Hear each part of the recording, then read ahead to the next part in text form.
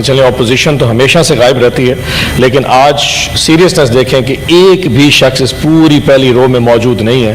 کتنے کہ یہ لوگ سیریس ہیں بجٹ کے حوالے سے اور ہماری تقریر سننے کے حوالے سے اور ہماری ریکمنڈیشن سننے کے حوالے سے. لیکن اینی وے انہیں خالی کرسیوں کو سنائیں گے شاید کیونکہ ان کے ضمیر جاگ جائیں، لیکن جاگنے انہوں نے پھر بھی نہیں ہے.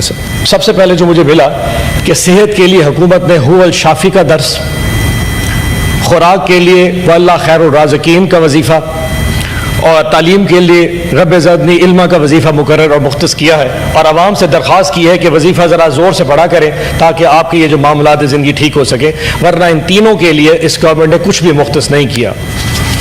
اس سے بڑی تکلیف جو ہوئی وہ یہ ہوئی کہ جب پیپلز پارٹی کا میں نے بیان دیکھا، اب تاج حیدر صاحب اٹھ کے چلے گئے، اس سے بڑی منافقت شاید ہی کوئی جماعت کر سکی ہو جو کہ اس وقت پیپلز پارٹی کر رہی ہے، کہ ایک زہر قاتل جیسا بجٹ پیش ہوا اور انہوں نے کہا کہ ہمیں علم ہی نہیں. فائنانس اسٹینڈنگ کمیٹی کی چیئرمین شپ پیپلز پارٹی کے پاس ہے. بلاول بھٹو زرداری صاحب کل بجٹ میں موجود تھے، ساری پیپلز پارٹی موجود تھی، ساری بجٹ میں ریکمنڈیشنز اپنی مرضی کی ڈال کے اینڈ پہ کہتے ہیں کہ ہم اس میں شامل نہیں ہیں. اس زہر قاتل بجٹ میں پاکستان پیپلز پارٹی پوری طرح شریک مجرم ہے، شریک جرم ہے، اور آپ جو عوام کا یہ جو قتل عام آج سے شروع ہوگا، معاشی قتل عام، اس کے جو دھبے ہیں وہ پیپلز پارٹی کے داغ پہ بھی لگیں گے.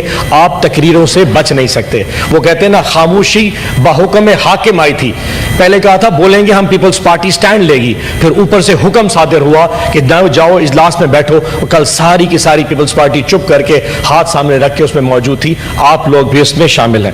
دو چیزوں کی کلیریفیکیشن کامران صاحب نے ریز کی میں کلیئر کر دوں. اعجاز چوہدری صاحب کے حوالے سے پروڈکشن آرڈر میں بارہا درخواست کرتا ہوں، آج پھر درخواست کروں گا. سر سینٹ کا سیشن ہے لیکن مشکل ہے آپ کے لیے بھی ایشو کرنا، میں پھر بھی یاد کراتا رہوں گا. اعجاز چوہدری صاحب کی بیٹی کی جو ویڈیو تھی اس میں وہ فرما رہے تھے، اپنے بیٹے کو انفارم کر رہے تھے کہ عوام کے جذبات بہت زیادہ ہیں اور عوام نے یہ کر دیا ہے اور یہ گملے بھی ٹوٹ گئے اور یہ کام جو چیزیں بتا رہے تھے وہ اپنے بیٹے کو انفارم کر رہے تھے. یہ نہیں کر رہے تھے میں نے کہا، اور اس کو پھر اٹھا کے ان بیچارے کو اس وقت 1 سال سے جیل میں ڈالا ہوا.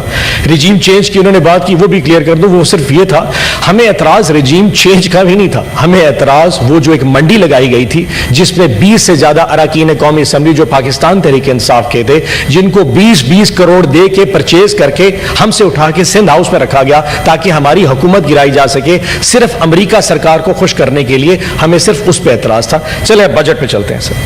سر بجٹ بڑا ہی زبردست 19 کھرب کا بجٹ ہے. سر میں حیران ہوا ایسے صبح سے جتنی تقریر ہے اس میں کسی نے بجٹ کے نمبرز پہ بات نہیں کی، لیکن میں تھوڑا سا نمبرز پہ لے کے چلوں گا. 19 کھرب کا بجٹ ہے سر، اور اس میں جو سب سے مزیدار چیز ہے وہ ہے ریونیو کلیکشن کہ ٹیکسز کتنے ہوں گے. سر ٹیکسز کی جو اماؤنٹ دی ہے سر وہ انہوں نے 38% اس سال بڑھا دی ہے اور 13.5 کھرب روپے کی ٹیکس کلیکشن دکھائی ہے.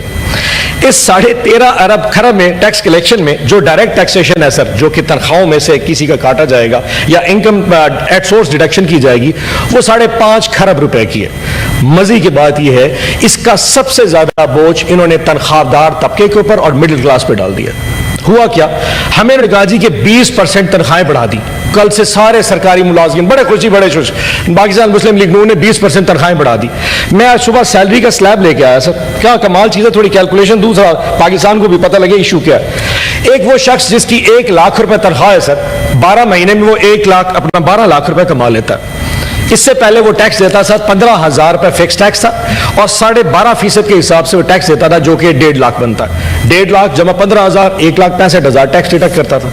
اس دفعہ حکومت نے کیا کیا، انہوں نے فوری طور پہ ٹیکس بڑھا کے اس کو اب 12.5% تھا اس کو 15% کر دیا، جو کہ اب بنتا ہے 1.5 لاکھ روپیہ، 1,80,000 روپیہ، اور فکس ٹیکس کر دیا 30,000. یہ ہو گئے 2,10,000 روپے.